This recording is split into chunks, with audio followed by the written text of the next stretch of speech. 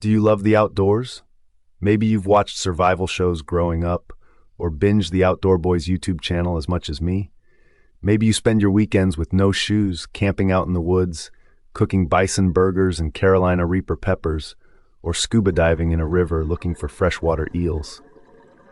Whatever it is you get up to outdoors, as long as you're doing it, it means that you're a contender to love the competitive art of morel mushroom hunting. Hey, my name is Daniel, and I want to welcome you to the insane world of morel mushrooms, a world I've been studying on a personal and academic level for years. After thousands of hours scouting morels, eating them, and studying them, I'd like to think that I know a thing or two about them. If you love morels or are an outdoorsman seeking an adrenaline-packed hunt, this video will leave you feeling ready to get off the couch, head off into the woods, and successfully find delicious, meaty morels. So, why am I so obsessed about morels? For starters, I'm a sportsman.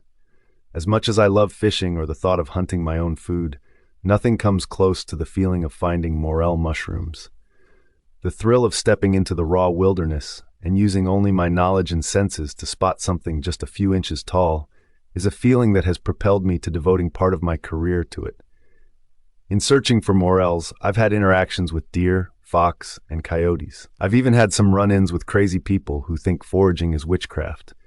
I've seen hawks fly overhead, rat snakes display their defense mechanisms, all in pursuit of the mighty morel. It's not witchcraft though, it's fun as heck, and it unleashes my competitive spirit. Apparently, other Americans agree, as in 2023, more people participated in morel mushroom hunting than they did deer hunting. This niche, yet popular hobby has flown under the radar for so long. Not finding morels is one thing. The main reason for my obsession is simply because they taste insanely good. I love all mushrooms, but morels are really on another level.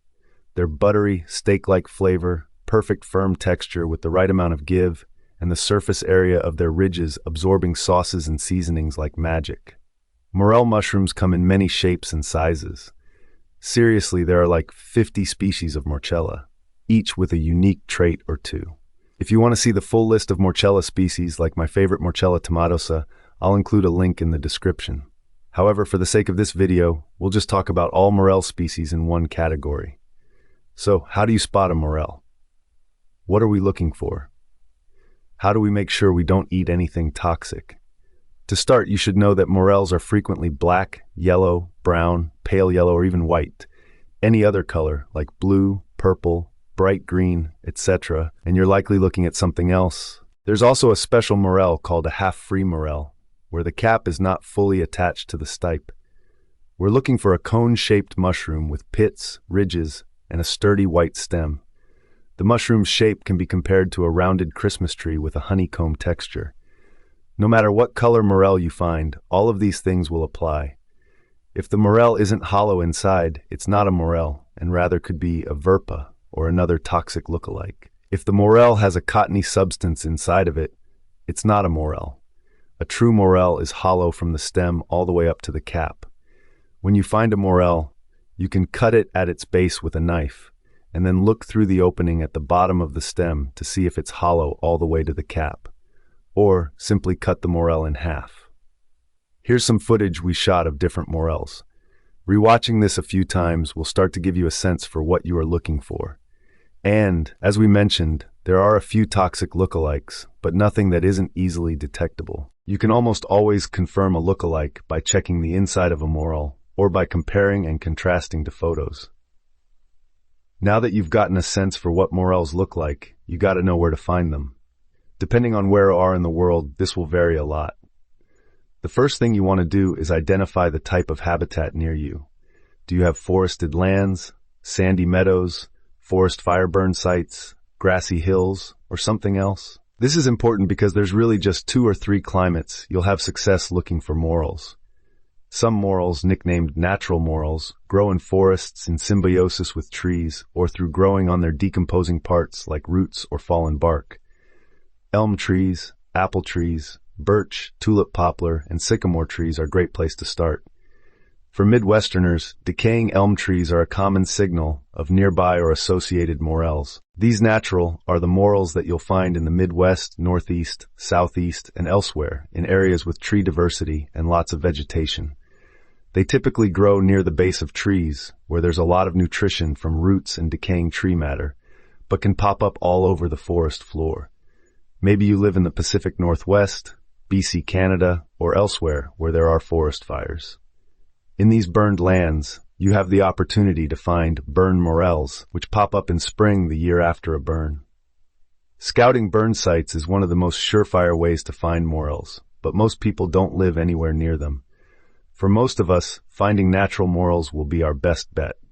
Also, while some morels have been discovered in Hawaii, Israel, Cyprus, and other very warm, somewhat non-seasonal areas, you'll generally want to start looking in an area with 4 distinct seasons. Finally, if you are in a really dense city, a frozen landscape, or a desert, finding morels is going to be nearly impossible. In those areas, you either need to travel, attempt to grow your own, or simply buy dried morels online. So now we know what morels look like, and we have a basic understanding of where to begin your search depending on where you live. Can you head outside right now? Not so fast. There are some other factors like time of year and weather conditions that you'll need to pay close attention to. First and foremost, morel mushrooms only grow in the spring to early midsummer and very, very rarely in autumn. Morels begin fruiting right when the sap starts to rise in trees or dandelions begin to blossom. When does spring start in your area? Well, you can look for signs like dandelions and other flowers budding, or you can look at the temperature. Morels typically start fruiting after 2 weeks of no frost, anywhere from the 69 to 82 degree Fahrenheit range for at least a week, and conditions are likely good. However, you should always try to head out into the woods a day or two after rainfall. Looking around a dry woodlands ecosystem, or one that is completely flooded during an active storm, won't get you anywhere. You want there to be plenty of moisture for the morels to grow. After all, they are 90% water. No water, no morels. You can also use this knowledge of temperature to your advantage. Maybe it's a little chillier than you expected one day, but you see an unshaded area getting direct sunlight, heating up the soil of that area. Chances are, morels are more likely to fruit in that warm sun puddle than in the cold shade. Or, conditions seem too hot, so you search for morels in shaded, moist areas. Let's take a step back for a second. At this point, you can recognize a morel. You know how to confirm if it's safe. You've identified your local ecosystem and ventured off into the woods in the spring after some recent rainfall. You're looking for areas where there are lots of tree roots, fallen bark, or previous forest fires. You even started looking for elm, birch, sycamore, or poplar trees. Still can't find any? You're likely looking the wrong way.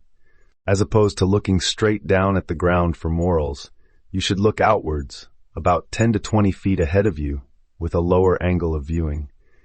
Morels are very small and blend in easily to their surroundings. Looking straight down makes it nearly impossible to notice the mushroom lifted off the ground. This is the reason why kids who are low to the ground are often very good at finding morels that adults lost in plain sight. At this point, you are equipped to and qualified to find some morels, but it's still not going to be easy. Here are a few tips to ensure that you don't leave empty-handed. 1. Stay persistent and try different habitats. You only fail once you quit. If you looked all day and can't find anything, don't give up now. Instead, pivot your strategy, look in some new areas, wait for extra rainfall, or simply cover more ground until you succeed.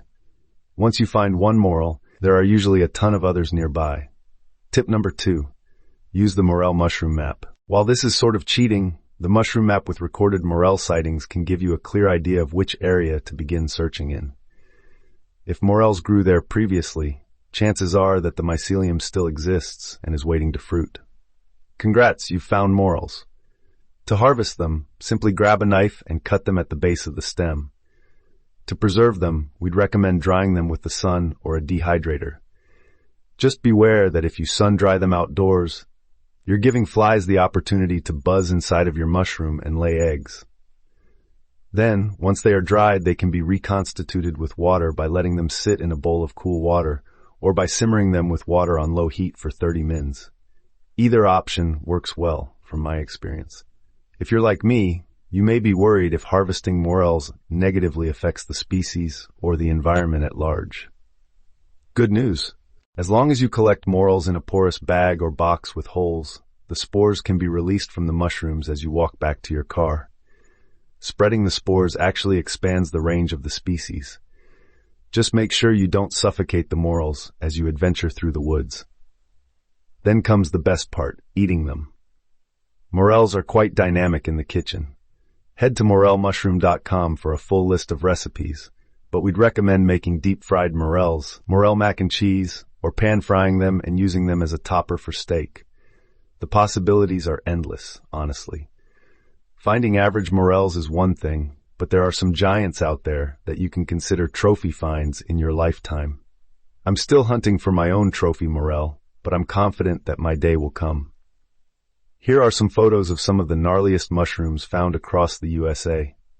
Hopefully these will inspire you to get out into the woods and find some for yourself. While there's a lot to remember, it doesn't need to feel so complicated. Simply get familiar with identifying morels, head out into the woods with an open mind, and get some hours of experience under your belt. The rest will follow. If you want to get deeper into the world of morel mushrooms like I did, and discover an exotic natural world in the meantime, head to morelmushroom.com. This website is full of articles I've written or am working on with foraging advice, cultivation advice, original recipes, etc. You'll also find the Morel Mushroom map with historic data points representing the location at which true Morchella has been discovered.